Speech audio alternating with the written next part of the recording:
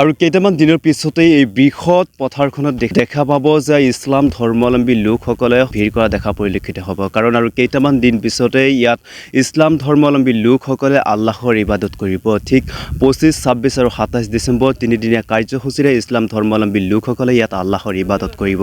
আৰু মাত্ৰ কেইটাদিন পিছতেই এই পথাৰখনত, এই সমগ্ৰ পথাৰখনত দেখিবলৈ পাব ইছলাম ধৰ্মাৱলম্বী লোকসকলে ভৰপূৰ হৈ দেখা পৰিলক্ষিত হ'ব।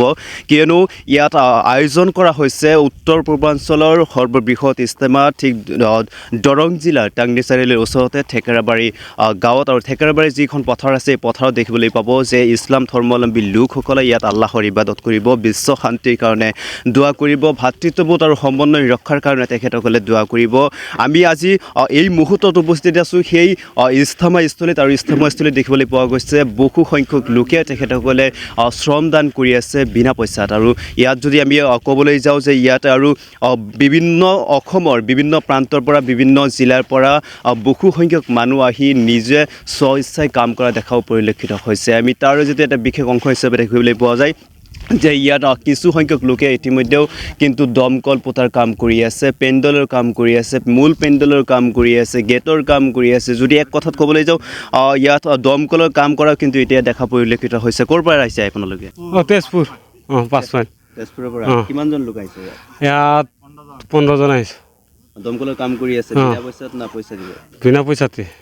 কি ক'ব আৰু ক'ৰ পৰা আহিছে আপোনালোকে? আমি শোণিতপুৰ জিলাৰ তেজপুৰৰ হয়, নদুৱাৰ সমষ্টিৰ। এশকল লৈ আহিছোঁ, মিস্ত্ৰী মানুহে চবেই মিলি আহিছোঁ। ভালেই কাম কৰি আছোঁ, ভালেই লাগি আছে। আৰু এতিয়া ভালেই 20টামান পুতিলোঁ, আৰু এতিয়া আমাৰ 80টামান আছেই এতিয়া দমকল। আৰু আছে, আশা আছে আৰু 50টামান আহিব। অনুভৱটো কেনেকুৱা? ভাল, ভাল, একদম ধুনীয়া অনুভৱটো ভাল হৈ আছে। ঠিক আছে, আপোনাক ধন্যবাদ জ্ঞাপন কৰিছোঁ। আৰু যিহেতু আমাৰ সৈতে কিছুমান লোক ইয়াত উপস্থিত আছে, আমি তেখেতসকলৰ সৈতেও আমি কিছুমান কথা পাতিম। কাৰণ ইয়াৰে স্থানীয় যুৱকসকলেও আছে, আমি তেখেতসকলৰ সৈতেও আমি কিছুমান কথা পাতিম। আৰু আপুনি যিহেতু দৰং জিলাৰে চাগে এগৰাকী ব্যক্তি, কি ক'ব?